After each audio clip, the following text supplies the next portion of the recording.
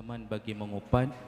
Para ulama mengatakan orang yang paling sering mengupat adalah orang yang sudah merasa aman dengan hartanya, merasa ekonominya sudah dijamin, tinggal ambil gaji setiap awal bulan.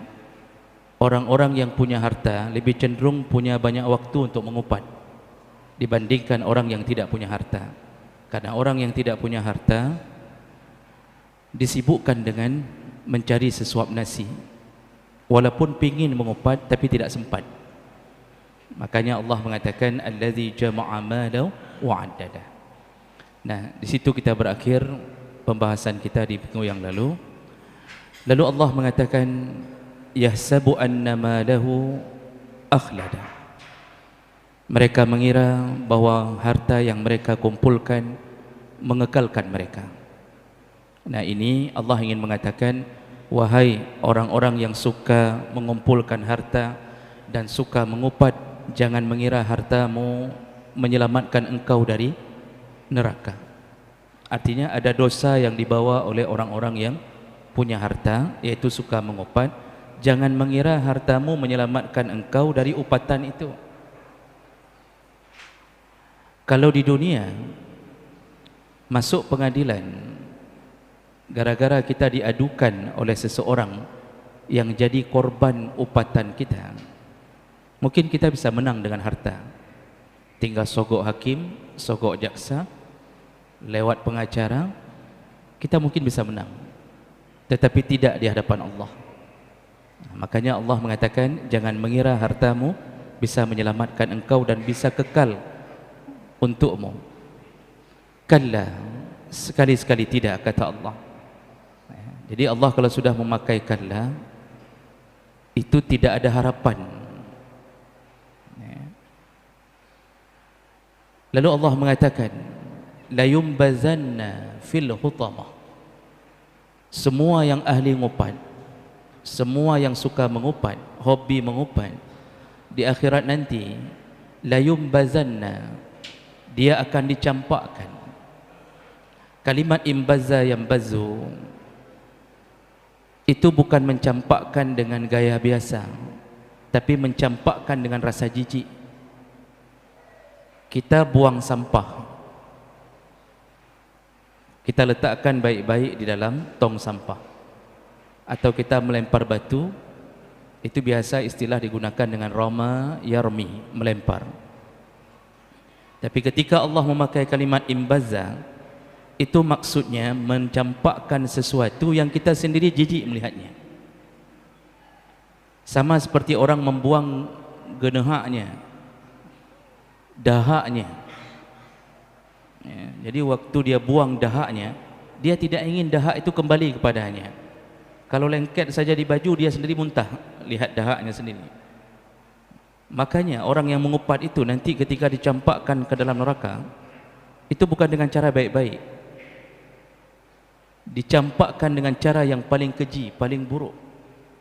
La yumbazanna, Allah memakai la kemudian nun bertasydid, maksudnya lihatlah nanti benar-benar Allah akan mencampakkannya.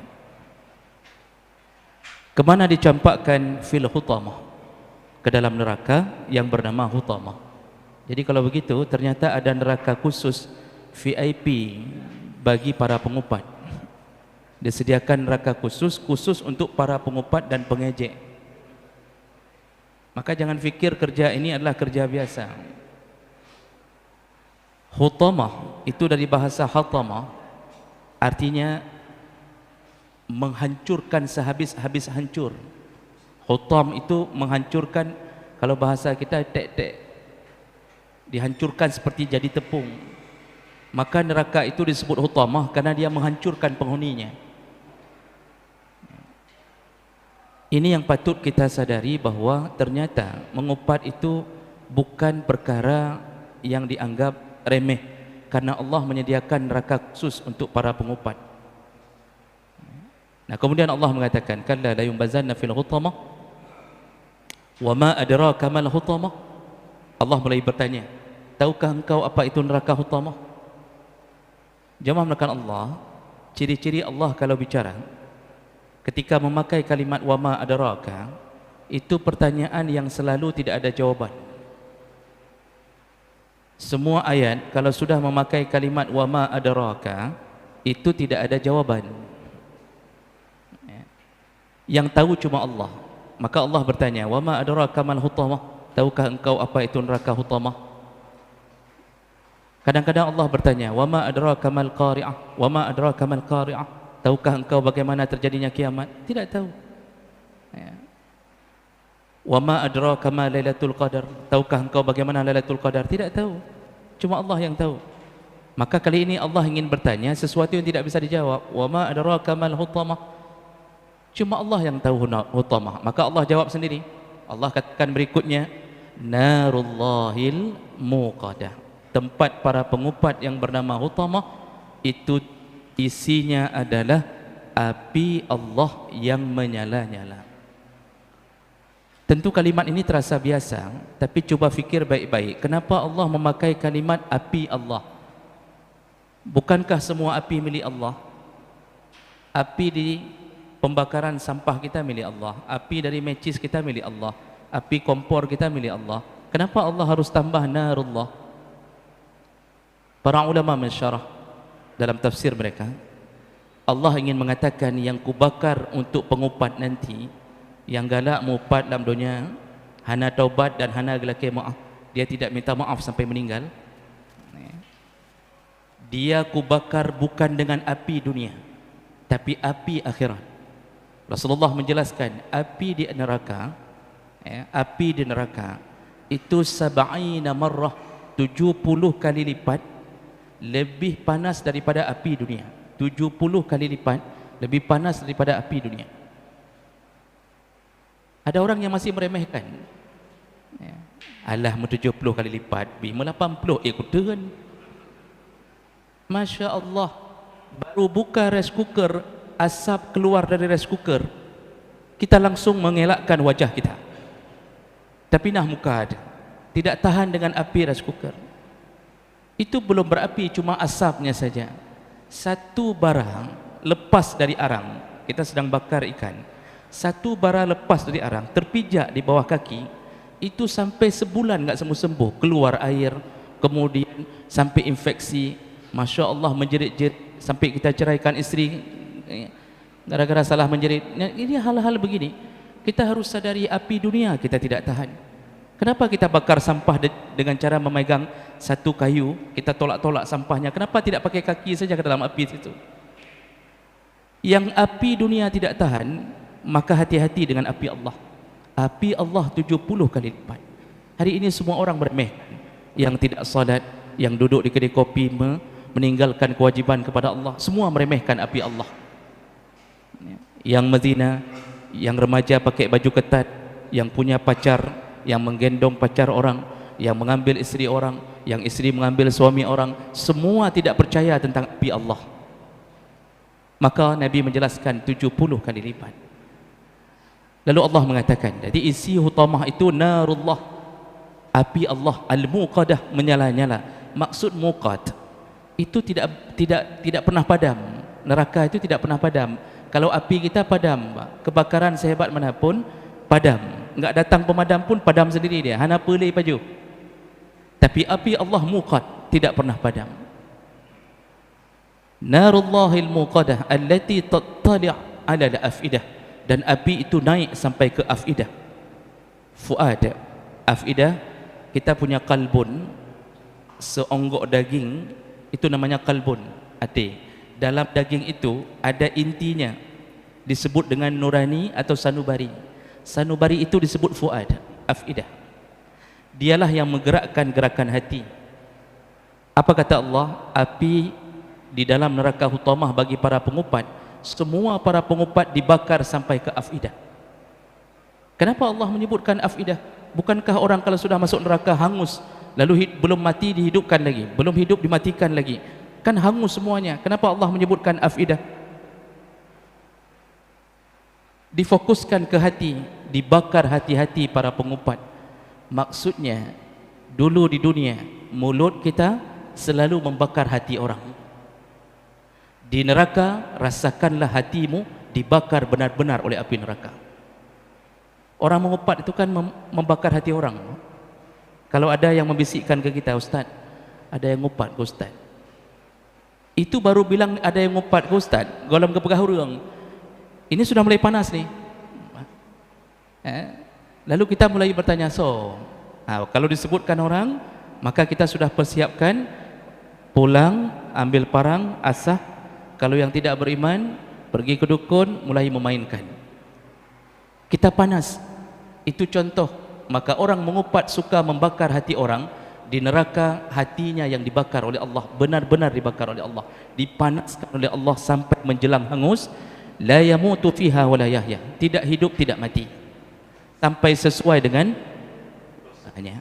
Kalau sudah sesuai dengan dosanya, kalau dia golongan mukmin, Allah matikan dia, dia menjadi arang di bawah neraka, baru kemudian Allah berikan syafaatnya, diangkat masuk ke telaga Kausar, lalu kemudian dimandikan, tumbuh seperti anak kacang,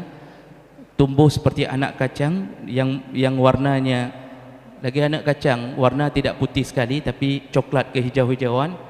Kemudian barulah diangkat ke surga, tapi ditulis di dahinya Jahannamiyun, ex Nabi Jahannam, berdasarkan hadis Nabi sallallahu alaihi wasallam.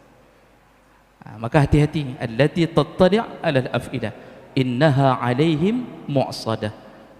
Api itu, neraka para pengupat itu, sistemnya mu'sad, ditutup oleh Allah rapat-rapat. Mu'sad itu enggak ada asap yang bisa keluar. Kalau bahasa kita sekarang, di presto, ikan di presto, Pak, itu yang seharusnya masak 1 jam, atau katakanlah ayam kampung, kalau seandainya kita masak 1 jam, tapi kalau kita presto enggak keluar asap, 15 menit kabeh. Jadi para pengupat di neraka di presto, tidak bisa keluar asap, benar-benar dihabiskan di dalam itu. Jadi neraka itu sistemnya tertutup rapat, di dalam gelap. Jangan fikir neraka itu merah, karena neraka itu gelap, karena api neraka itu bukan warna merah. Api neraka itu warna hitam, api terpanas dalam kategori warna api.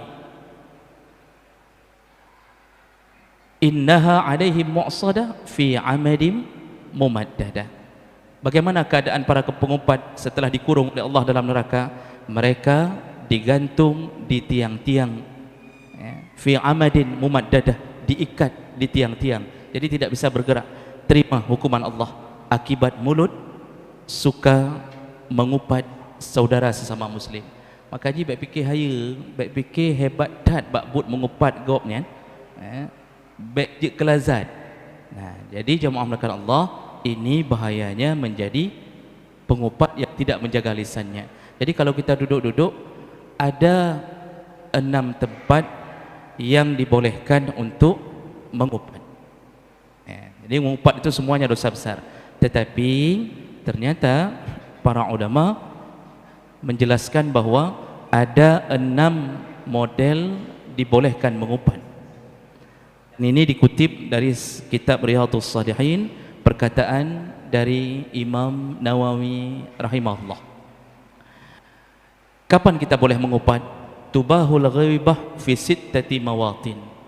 Dibolehkan mengupat pada 6 tempat. Dibolehkan mengupat pada 6 tempat. Yang pertama, at-tadallum, fayajuzu lil madlum ay yatadallama ila sultan wal qadi wa ghairihima mimman lahu wilayah atau qudrah ala insafihi min zalimihi. Dibolehkan mengupat pertama ketika mengadukan kezaliman. Ketika mengadukan kezaliman. Contoh, seseorang menuju ke hakim pengadilan mengadukan tentang tetangganya yang telah menzaliminya. Otomatis kalau mengadukan kezaliman tetangga, dia harus cerita apa salah tetangganya.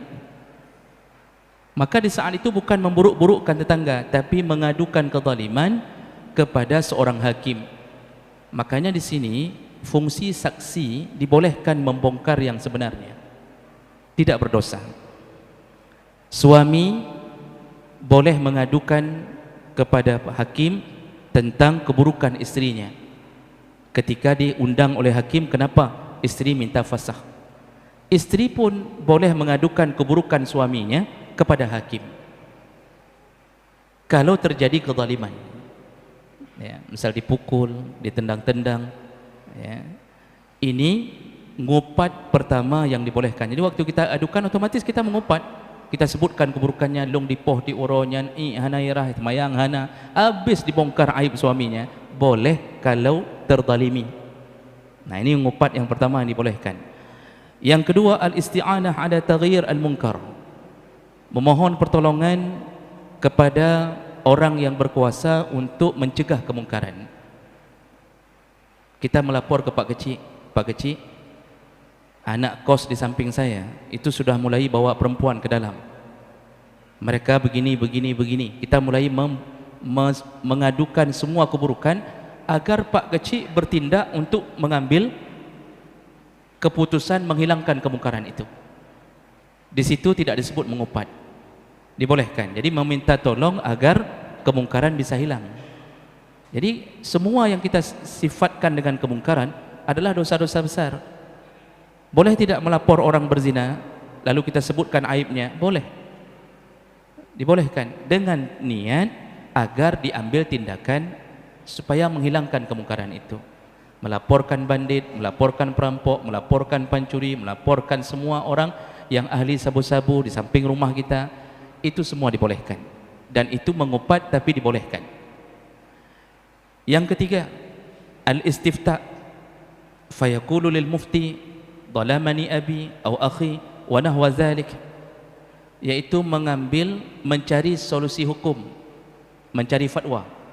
Jadi datang ke tengku, datang ke ustaz, mengadukan tentang sesuatu, otomatis dia mengadukan tentang hukum. Misal contoh, suami atau isteri mengadukan suaminya, datang mengadukan tentang bagaimana hukumnya, apakah sudah jatuh cerai ke saya atau tidak, memang akhlak suami saya buruk, atau suami mengatakan akhlak isteri saya buruk, saya menceraikannya karena begini, bagaimana hukumnya, apakah redada bergolong. Nah, itu hal-hal begitu yang sifatnya mencari fatwa, dibolehkan mengupat.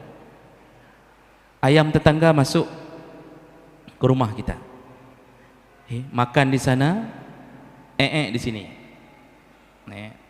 Lalu kita mulai mengambil tindakan, ternyata tidak mempan. Akhirnya kita tanya sama seorang yang kita anggap alim. Otomatis waktu kita lapor ayam, kita kan nggak bicara ayamnya, yang kita bicara adalah pemilik ayam. Otomatis ngupat, harus ngupat. Di saat itu tidak berdosa kalau kita mencari fatwa hukum.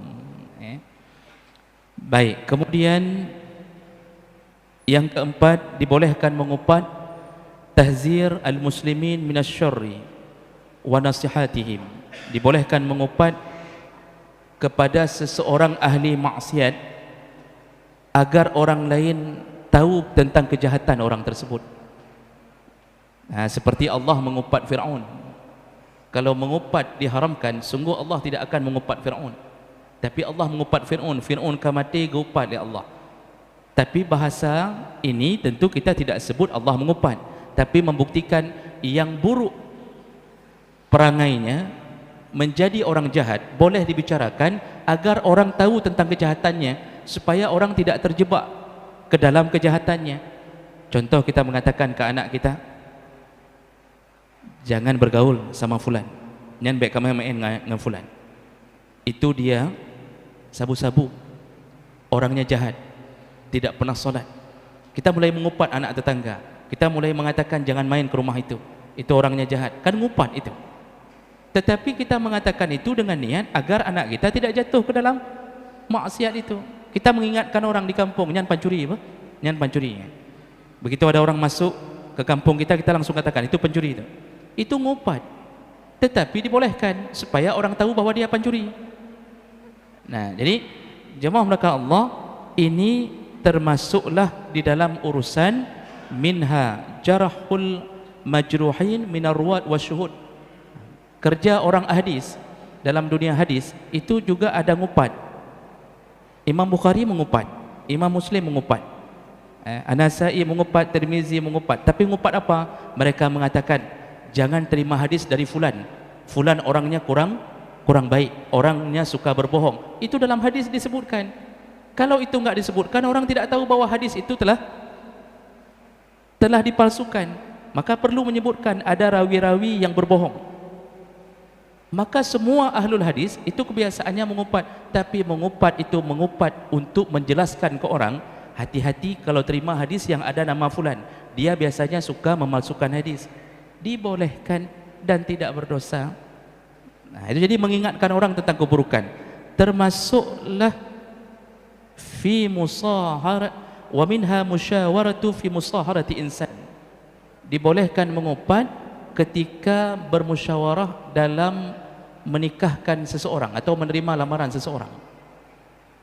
Jadi misal ada seorang laki-laki melamar anak gadis kita, lalu kita mendatangi orang yang mengenal laki-laki itu, lalu kemudian kita tanya, kenal sama fulan? Orang itu mengatakan kenal. Boleh tahu sebenarnya sifat dia bagaimana? Ada solat tidak di kampung? Di situ kan butuh penjelasan yang jujur. Kalau tidak jujur, malah kita menjerumuskan anak gadis itu ke dalam keburukan. Kalau kita mengatakan sebenarnya orangnya ya lumayan baiklah, tapi gimana long hanjit long ceritanya, misal kita bilang saya enggak bisa cerita, ini ngupat. Padahal dia di kampung pencuri manok, pencuri sandal di masjid, ke masjid enggak pernah datang. Ya, menasah enggak pernah nampak, kerjanya enggak pernah salat, enggak pernah apapun, dengan masyarakat ribut. Tapi gara-gara kita simpan aib dia, yang dirugikan siapa? Anak gadis yang dilamar itu. Maka di situ dibolehkan mengupat, kasih tahu yang sebenarnya. Kasih tahu, Pak, kalau bisa jangan kawinkan sama dia, Pak. Sama saya saja. Gitu. Begitu kira-kira. Nyocok pri nanjinya. Pak, jangan kawinkan sama dia. Karena kami tahu dia enggak pernah salat. Dia cuma salat waktu ke rumah bapak saja.